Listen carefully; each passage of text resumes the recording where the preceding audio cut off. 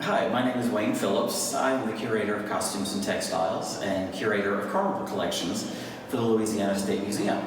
And I would like to give you a personal tour of one of our newest exhibitions, Grand Illusions, the history and artistry of gay carnival in New Orleans. You know, in some ways, this exhibition has been under development for probably over 20 years. This goes back to a time when the first efforts were really being made to create sort of a compendium of the whole history of gay carnival.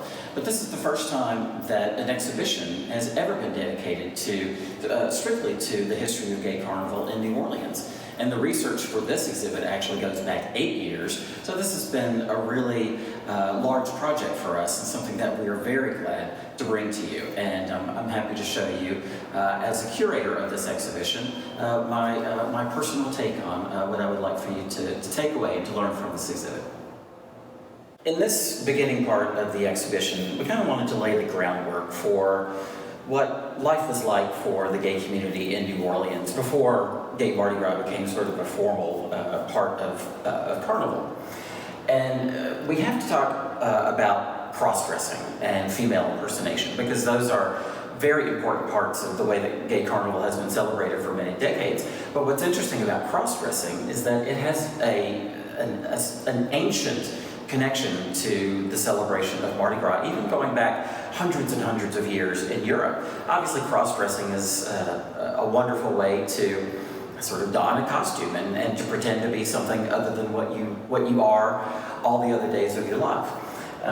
But even in the high society krewes like Rex and Comus, which were the old line krewes that were formed in the 19th century here in New Orleans, cross-dressing was common among their members, because certainly the parades often had female characters in them, and these were all male krewes, so they had to dress in female attire. But of course, that is a whole different means of cross-dressing and a means of self-expression than what we now refer to as cross-dressing, or what we might call drag today. So we know that in the mid-20th century, members of the gay community would come together in private homes, safe places where they could gather.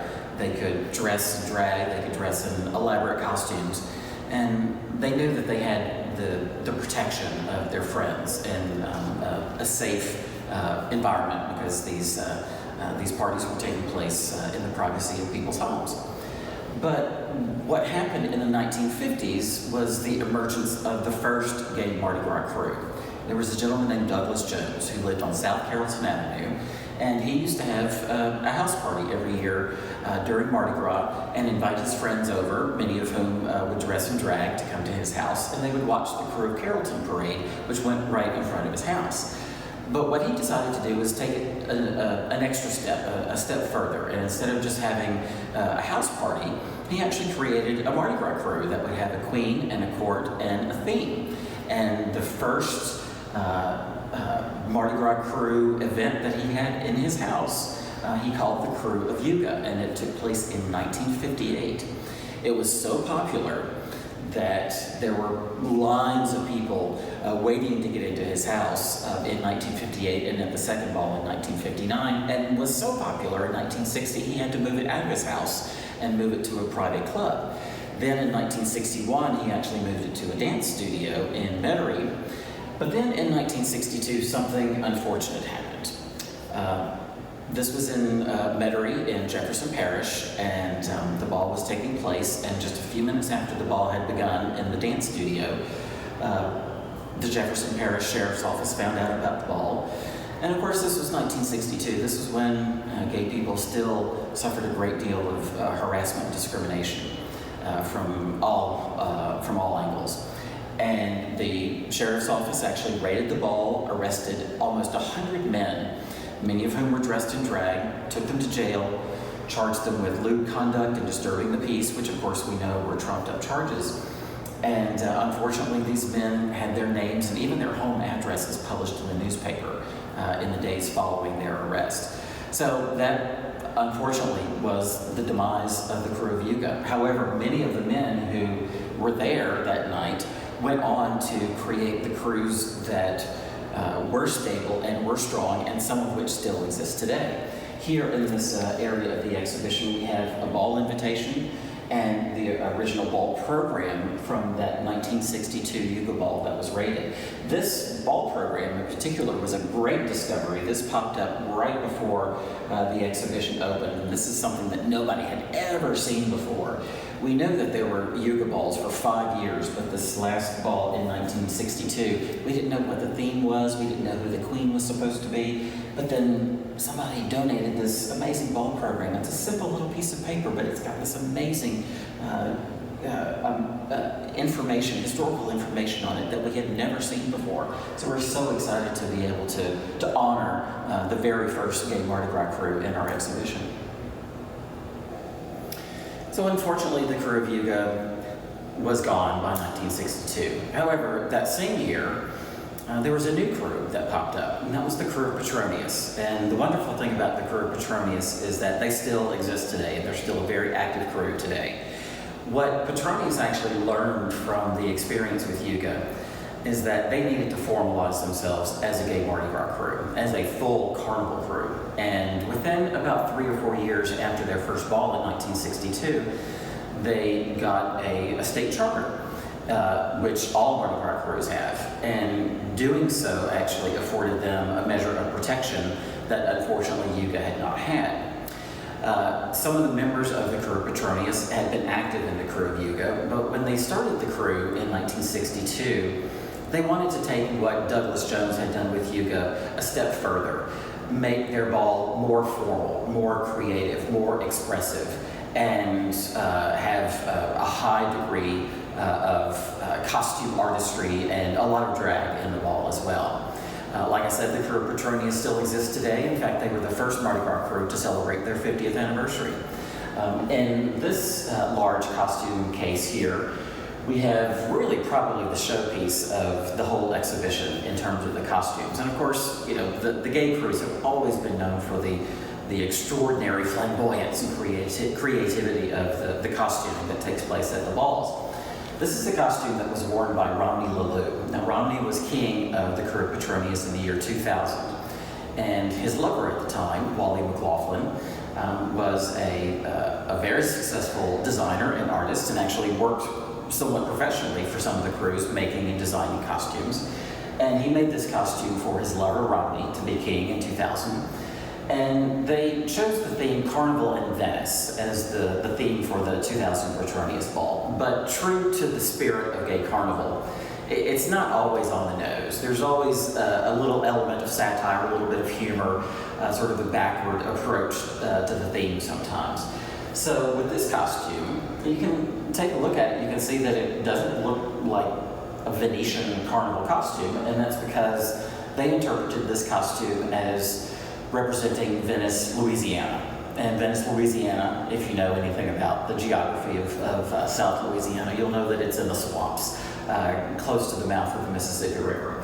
So what Romney was wearing essentially was a golden dragonfly. This costume has a 13-foot wingspan. The wings were created and soldered with wire by Wally McLaughlin. He actually studied real mosquito wings under a microscope and replicated them very accurately anatomically. And put poor Romney, who's about this tall, on these very tall boots, so he had a little bit more command, I guess, of this costume. And actually purchased a retired tunic from the New York Opera Company, and covered it with gold fabric to match the wings. So a costume like this is really pretty indicative of the flamboyance and the messaging that comes with these costumes. A lot of the men and women who belong to these crews have a background in art and design, and that comes to bear in the design of these amazing costumes.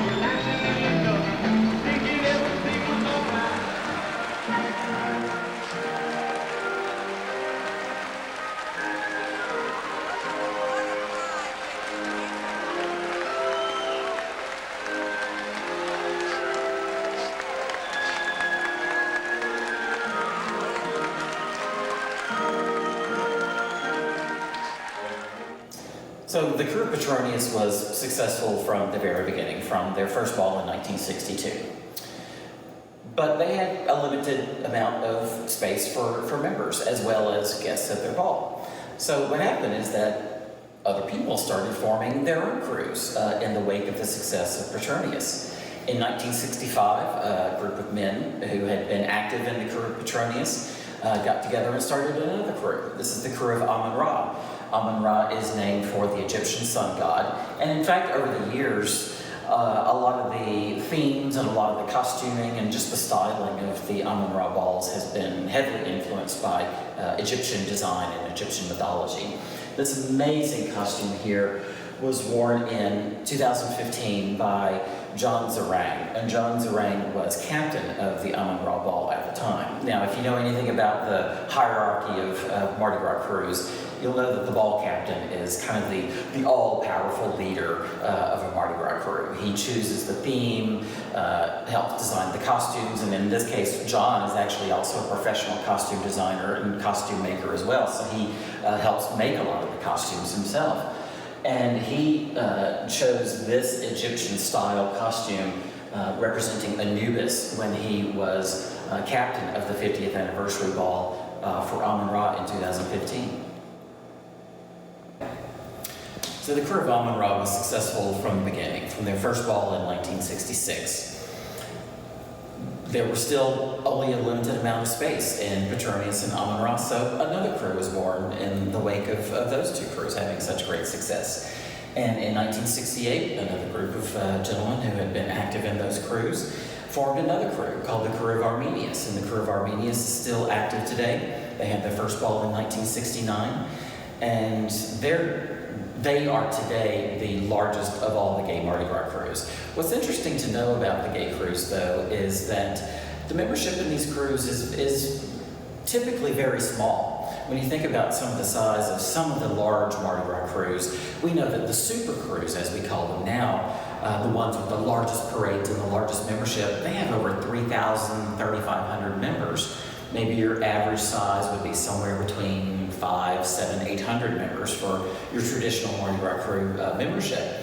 But the gay krewes have very small membership. The krewe of Armenians, being the largest of the current Mardi Gras krewes, still has only about 50 members. Some krewes have 10 members or 20 members.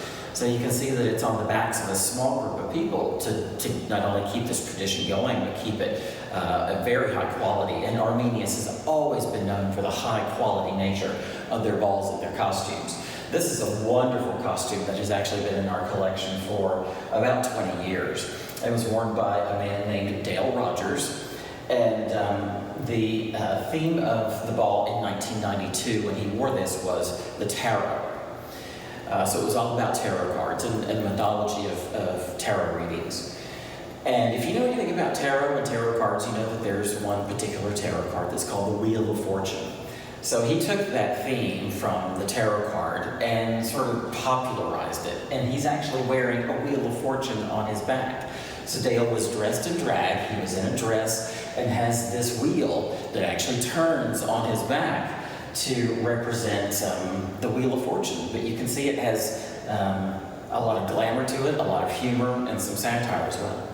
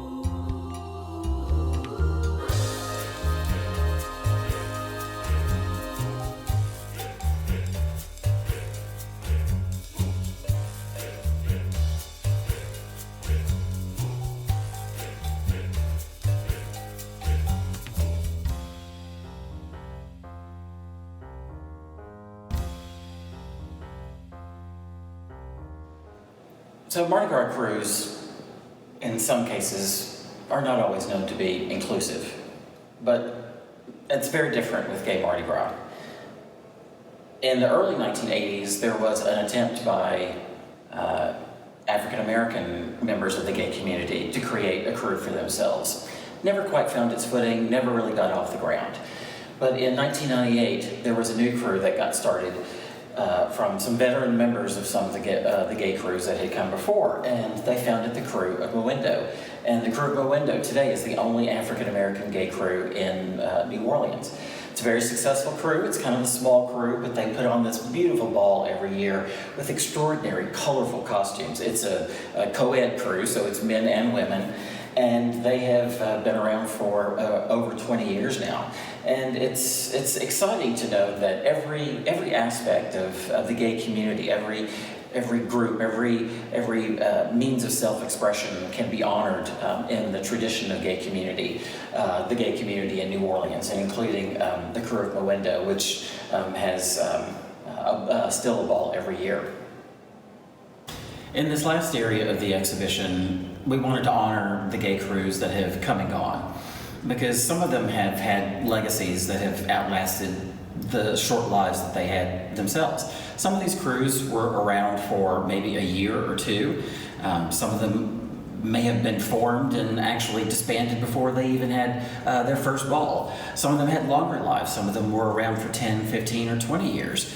But what happened in the 1980s, of course, is the emergence of HIV and AIDS. And we know that that had a big effect on the membership of the gay crews, not only because so many of the memberships of the crews lost members from illness, but because they also refocused their attention. So a lot of philanthropic activities started replacing sort of social activities in New Orleans in the 1980s. There are still 9 crews that exist today. There were 4 that outlived the 1980s and 1990s. And Gay Carnival is actually having a bit of a growth spurt again today. But in my research for this exhibition, I documented almost 40 gay crews that have come and gone. And like I said, some of them had lasting legacies. One in particular is called the Mystic Krewe of Celestial Knights. And Celestial Knights was formed by this amazing man named Bill Woolley. Bill Woolley was one of the founding members of the Krewe of Petronius in 1962. And then he branched off and started his own crew in 1977. And instead of focusing on satire and humor, his costumes and his balls were heavily focused on glamour and over-the-top beauty in their costumes, and really extraordinarily beautiful themes and feathered costumes and choreography in their balls. But what's very special about the Mystic Krewe of Celestial Knights is that in 1979, the city of New Orleans actually asked Bill and the crew to restage their ball for the public. So they had 2 balls in 1979, their private ball, and then they restaged the entire ball, which was themed Rio de Janeiro. So they had these beautiful Brazilian-inspired costumes in 1979. And for the first time, the general public was allowed to purchase tickets to a gay ball. And that, I think, really kind of marked the emergence, the public emergence of the gay Mardi Gras crews here beginning in 1979. Another crew that I have to honor, because they were totally unique, is the Krewe of Ishtar. And the Krewe of Ishtar was the only lesbian Mardi Gras crew that ever existed in New Orleans. Unfortunately, they had a very short life. They only existed for 6 years, from 1980 to 1986. But we're very excited to have some costumes here and some beautiful photographs and crowns from the Krewe of Ishtar. I didn't know a lot about the Krewe of Ishtar when I started my research because they had been gone for so long. They disbanded in 1986. But I was glad to make some friends, make some contacts, and the great reward that I had from meeting these folks when I put the exhibition together is that they felt honored to be remembered and to be a part of this exhibition. Well, thank you for joining us on this tour of Grand Illusions, the history and artistry of Gay Carnival in New Orleans. Of course, there's a lot more to see than I was able to cover, and we invite you to come visit the museums. The museums are open, and this exhibition will remain up through December of 2020. If you really want to learn the whole history of Gay Carnival, I strongly recommend you pick up this book. This is a book that the Louisiana State Museum was very proud and honored to be a big part of. In fact, a lot of the things that you'll see in this exhibition are in this amazing book. This is Unveiling the Muse, the Lost History of Gay Carnival in New Orleans. This is really where this whole project started over 20 years ago when Howard Smith came and met with me here at the State Museum, and we started talking about the history of Gay Carnival. And this book came out in 2017, has hundreds and hundreds of beautiful illustrations in it, many of which were drawn from the State Museum's collection, and many of which are on display here in this exhibition. And this is available through the museum's gift shop, which is operated by the Friends of the Cabildo. So thanks again for joining us, and we hope to see you again very soon.